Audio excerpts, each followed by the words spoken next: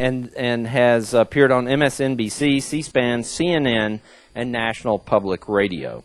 Before joining the National Journal Group in June of 1998, Charlie wrote for Roll Call for 12 years.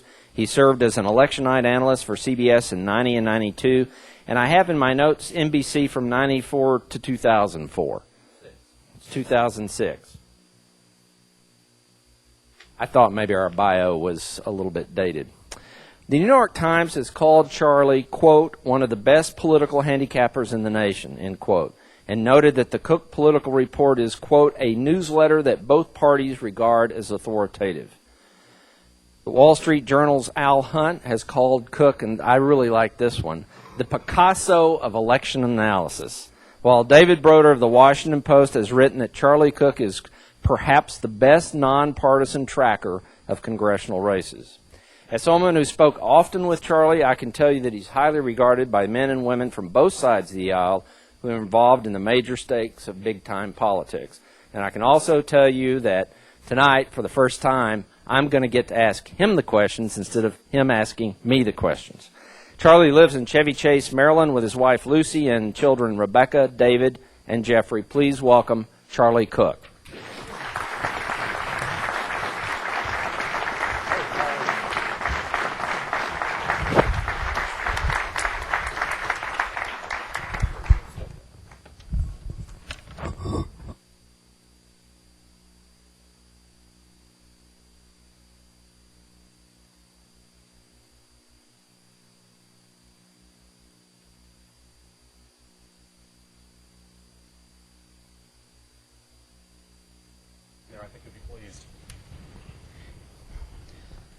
We would also tell you that we would share the details of those events with you, but then we would have to lock you up here at the Institute until we release it to the press, and so none of you would enjoy that.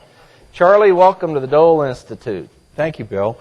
I'm really excited. This is, well, first of all, I have to tell everybody, first, I'm so impressed with this crowd. Look at this. But my sister Betsy and my nephew Andrew and my brother-in-law Bennett Dixon, who live in Leavenworth, are here. And so, and hopefully she won't try to make a fool of myself, or a fool of me. But thanks for having me. This is wonderful. You, I know when we asked you to come out, you said, you know, you really wanted to do it because you had a relationship with Senator Dole and an enormous amount of respect for him.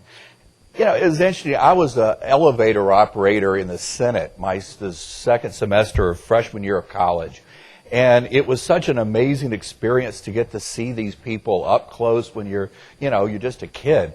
And just meeting Senator Dole, it was like, wow, this is really cool, you know. But it was always sort of from a distance, and I'd met him and stuff.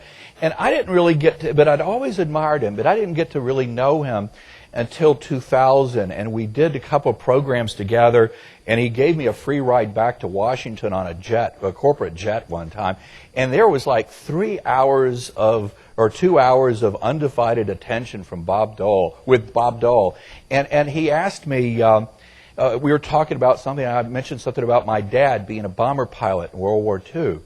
And he said, well, where did he serve? And he said, would you write down his name and address? And so I wrote down my dad's name and address, and about a week or two later, my dad gets this package. And it was a baseball cap and a program from the groundbreaking of the World War II Memorial with the most wonderful letter. And I thought, but you know, the thing is, there's just a side of him. I think that there never was a presidential candidate who was so misperceived as he was. And if you've ever, I know a lot of you are junkies, you wouldn't be psephologists. Well, if you're here, you like politics. But reading the Richard Ben Kramer book about Bob Dole, what it takes, and the other candidates from '88, and you just got a sense, well, wow, this is greatness. This really is. And we just don't see enough of that. So I just, at the drop of a hat, and because I've known you for so long, it was like, hell yes. I mean, I didn't hesitate. Well, let's give the junkies some of what they're here for, okay? The Democrats won a big victory in the midterm elections. Speak to what you think were the key forces driving that big win. I think probably 60–70% of it was Iraq, and whether it was should we or shouldn't we have, and then just sort of the way things have gone and the way it's been conducted and all that. And so 60 or 70%, and then maybe 20% scandal. And that was like bad enough, and it was headed to a bad place for Republicans. And then when you had the Foley scandal break on September 29th, it was just like the bottom falling out. And you know, here you had Republican candidates around the country who, you know, they wouldn't have known Mark Foley from anything, and they wouldn't have known any of these people, and that paid a price on Election Day because of what happened, you know, in that scandal where it just was a complete free fall. And then, you know, there's a sense sort of a time for a change thing that happens, and you look back, and there were a lot of signs in 1994 that the Democrats were headed for a fall, and we saw a lot of those same signs this time. That periodically you just sort of I don't know, that time for a change sentiment kicks in. But it was a lot of war in there and some scandal. But I'd say it's, you know, 70-20, something like that. Will the trends that occurred in 2006 that helped the Democrats to win, obviously most of it being Iraq, not too much optimism that there's going to be much good news coming out of Iraq, although there is the possibility, obviously, that that could change. Are there going to be trends that occurred in 2006 other than Iraq that are going to carry over and have an impact on the 08 elections, on the candidates? Will Democrats be able to snatch defeat from the jaws of victory now that they own part of Washington, a significant part of it? That's a great question, and you know, we're early into this. We're so early into this cycle, and Lord knows Democrats have, you know, I think both parties have self-destructive tendencies, but certainly nobody would argue the Democrats don't. But looking at it, what I find so interesting about the last 3 or 4 months is that you get a sense that people have really paid attention to history lately. And I'm not the biggest Nancy Pelosi fan, okay? And I've actually been fairly surprised at how she's done. And you get a sense talking to House Democrats that they are very cognizant of the mistakes that Clinton made in 93 and 94. And they seem very cognizant of the mistake that Gingrich and particularly House Republicans made in 95 and 96. And they may make all new mistakes, but they seem fixated on, we're not going to overplay our hand. And there's a tendency when a party wins a tidal wave election, there's a tendency for people to think they voted for me, when usually they're voting against the other guys. And to vote against them, they had to vote for you. And there's a tendency to overread their mandate. And they may yet, probably will. It's human nature.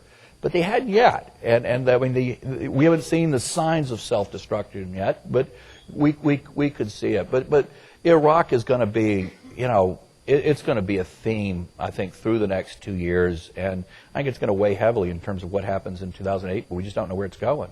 So you don't know if it's going to weigh heavily. If the Democrats will take a little bit of ownership of that just by the fact that they are now in charge of 1/3 of the... One thing, I as I said, I was in college in the early 70s in Washington, and I saw it was disgraceful, the treatment that when you'd see a guy walking down M Street or Wisconsin Avenue in Georgetown with really short cropped hair, appeared to be in the military.